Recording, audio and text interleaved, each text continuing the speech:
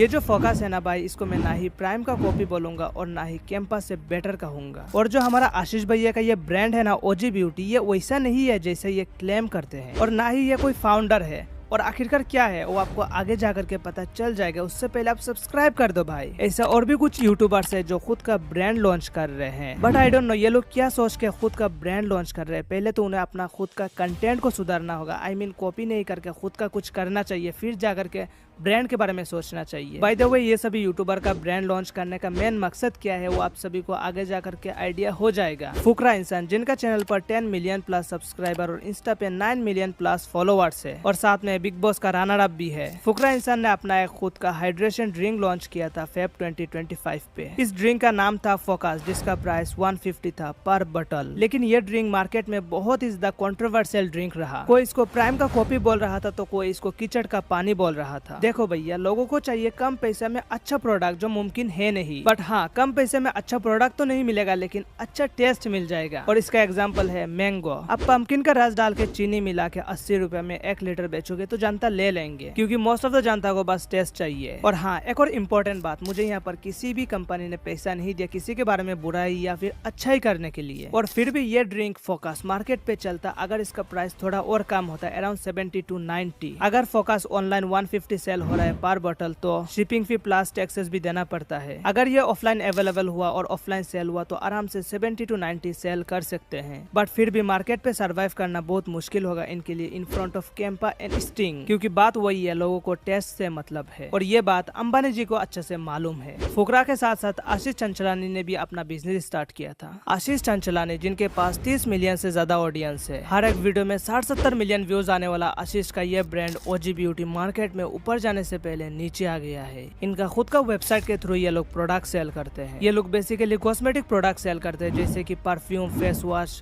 Cream, ये सब चीजें इनका वेबसाइट पर लिस्टेड है। इनका प्रोडक्ट 99 से लेकर 999 तक का है। और अभी तो ये लोग काफी सारा हॉट ऑफर भी चला रखे हैं, जैसे कि 3 प्रोडक्ट खरीदो बस 599 से। बट इतना कुछ करने के बाद भी नहीं चल रहा है। और आशीष चंचलानी ओजी ब्यूटी का फाउंडर नहीं है, बल्कि को फाउंडर है। देखो काफी सारा कंपनी क्या करते हैं कि जब उनके पास उतना पैसा नहीं होता है प्रमोशन कराने के लिए, तब वो इन्फ्लुएंसर्स को पकड़ के अपना कंपनी का शेयर का हिस्सा दे देते हैं, जिसके बदले वो इन्फ्लुएंसर उनका कंपनी का प्रमोशन करते रहता है। अब ये तो रहा ओजी ब्यूटी और आशीष चंचलानी का कनेक्शन के बारे में, लेकिन इतना सारा ऑफर देने के बावजूद भी आज इनका कंपनी मार्केट में सर्वाइव नहीं कर पा रहा है। और मार्केट में सर्वाइव नहीं करने का कारण भी आपको आगे जा करके पता चल जाएगा। और आशीष के साथ साथ बेबी के बाइंस ने भी अपना खुद का एक टी शर्ट का बिजनेस खोला था, पर आज वो टी शर्ट का नाम और निशान नहीं, और साथ में उनका बिजनेस, कंपनी, किसी भी चीज का नाम और निशान नहीं है। और क्यों, ये भी आपको आगे जाकर के पता चल जाएगा। लेकिन उससे पहले बात करते हैं इंडिया का नंबर 1 व्लॉगर सौरभ जोशी के बारे में। सौरभ जोशी बहुत ही ज्यादा हार्ड वर्किंग बंदा है। काफी लोग कहते हैं कि भैया ये इंसान व्यूज के लिए पीयूष और कुणाली का इस्तेमाल कर रहा है। करोड़ में ऑडियंस मिलने के बाद सौरभ ने सोचा क्यों ना खुद का एक ब्रांड निकाल के पैसे छापा जाए। सौरभ को अच्छे से मालूम था कि उसका ऑडियंस सब बच्चा है, और ये सोचते हुए सौरभ ने खुद का ब्रांड बनाया कुणाली नाम का, जहाँ पर वो टॉयज और बच्चों का खिलौना बेचता था। उसका हर एक प्रोडक्ट काफी महंगा होता था। हाँ मैं मानता हूँ 1000 रुपए का प्रोडक्ट है,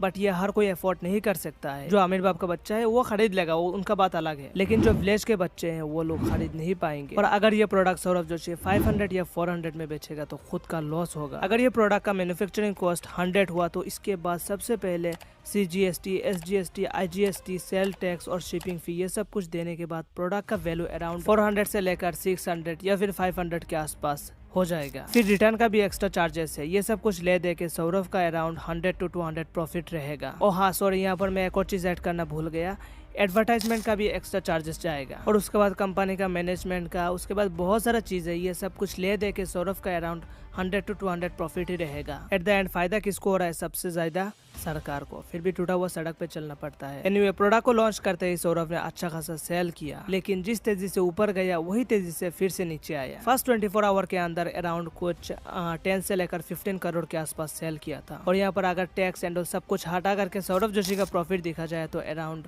5 to 6 करोड़ तो सौरभ जोशी का बस प्रॉफिट ही था। और हाँ, ये बस अप्रोक्स है, रियल नहीं है। और फिर से दोबारा सौरभ ने इस चीज पर ध्यान नहीं दिया और आज उसका ये टॉय का बिजनेस पूरा डेथ हो गया है। मुझे तो ऐसा ही लगता है कि सौरभ को ये मालूम था कि ये बिजनेस चलने वाला है नहीं, बस टाइमिंग के लिए तुरंत लॉन्च होते ही कुछ अर्निंग करके मार्केट से निकालना सौरभ का यही मेन टारगेट था। बट इससे पैसा खूब मिल गया होगा, लेकिन एक बात, रेपुटेशन वो बहुत खराब होता है एक क्रिएटर का। पर क्या आपको पता है, भुवन बाम बीबी की वाइन्स का एक टी शर्ट का धंधा था, पर आज इस धंधा का नाम और निशान नहीं है मार्केट में, लेकिन आज भी ये टी शर्ट मार्केट में है। बीबी की वाइन्स, भुवन बाम को आज ऑलमोस्ट हर कोई जानता है, उनका जानता बहुत बड़ा है। आई मीन उनका फैन बेस बहुत बड़ा है। भुवन ने अपना एक क्लोथिंग ब्रांड निकाला था जिसका नाम था यूतियापा, जहाँ पर भुवन बाम टी शर्ट सेल करता था, लेकिन ये मार्केट में चला नहीं, बहुत बुरी तरीके से फेल हुआ। लेकिन उससे पहले भाई का टी शर्ट देख लो, चाय में डुबाएंगे क्या, भाई की इज्जत डुबा दी। और ऐसा कोट के साथ और भी काफी सारा टी शर्ट है। और ये सभी टी शर्ट का प्राइस जानने से पहले मैन्युफैक्चरिंग कॉस्ट जानना बेटर रहेगा। ये सभी टी शर्ट का मैन्युफैक्चरिंग कॉस्ट ज्यादा से ज्यादा 50 होगा, यानी अप्रोक्स मान लो आप 20 से लेकर 50 रुपया होगा ये सभी टी शर्ट का मैन्युफैक्चरिंग कॉस्ट। और मान लो कोई टी शर्ट का मैन्युफैक्चरिंग कॉस्ट अगर 100 रुपया तक भी गया तो ये लोग इस टी शर्ट को 599, 649 जैसे प्राइस में बेचते हैं। लेकिन 1 सेकेंड, यही टी शर्ट आपको मार्केट में यही प्राइस में 7-8 मिल जाएगा। तो जस्ट आप सोचो, आपको कोई प्रोडक्ट ऑनलाइन में 599 शो हो रहा है और वही सेम प्रोडक्ट ऑफलाइन में बस 99 शो हो रहा है, तो भाई आप कौन सा वाला खरीदोगे? ऑब्वियसली भाई 99 ही बोलोगे आप। हर कोई तो मेरी तरह यही बोलेगा ना, भाई बेकार में क्यों 500 रुपये वेस्ट करना है। तो मेरा भाई धंधा और कंटेंट दोनों काफी अलग है, सो इसीलिए भुवन का ये बिजनेस बुरी तरीके से फेल हुआ। और आज भुवन लोगों को बताता भी नहीं है कि मेरा एक टी शर्ट का बिजनेस भी था। पर क्यों? क्योंकि इससे भुवन का इमेज पे बहुत खराब इफेक्ट पड़ेगा। कोई कंपनी स्पॉन्सरशिप देने से पहले 2 बार सोचेगा। जब इसने खुद का बिजनेस चला नहीं पाया तो हमारा क्या ही सेल इंक्रीज करेगा। और अभी आप में से काफी सारे लोग सोचेंगे कि अगर ये टी शर्ट फेल हुआ तो मार्केट से ये टी शर्ट को भुवन बाम रिमूव क्यों नहीं कर देता है? तो देखो, इससे भुवन बाम का इमेज पे और भी बड़ा इफेक्ट पड़ेगा, क्योंकि कंपनी स्पॉन्सरशिप देने से पहले यही सोचेगा कि इसने अपना खुद का बिजनेस चला नहीं पाया, इतना बड़ा फैन फॉलोइंग होने के बावजूद भी चला नहीं पाया, तो हमारा बिजनेस क्या ही चलाएगा। सो नाउ आई होप आप सभी को ये सभी चीजें अच्छे से समझ में आ गया होगा। सो आप लोग अपना राय कमेंट सेक्शन पर मुझे देना। एंड गाइस प्लीज सब्सक्राइब करना मत भूलना। होप्स का होप्स दिला दो भाई, मुझे वीडियो बनाने का मन नहीं होता है क्योंकि इतना कम सब्सक्राइबर और प्लस लोग सब्सक्राइब भी नहीं करते हैं, तो इसलिए भाई सब्सक्राइब करो यार, मुझे भी थोड़ा सा मोटिवेशन मिलेगा, जिसके कारण मैं भी और ज़्यादा वीडियोस बनाऊंगा, कंटिन्यूसली वीडियोस लाऊंगा आप सभी के लिए।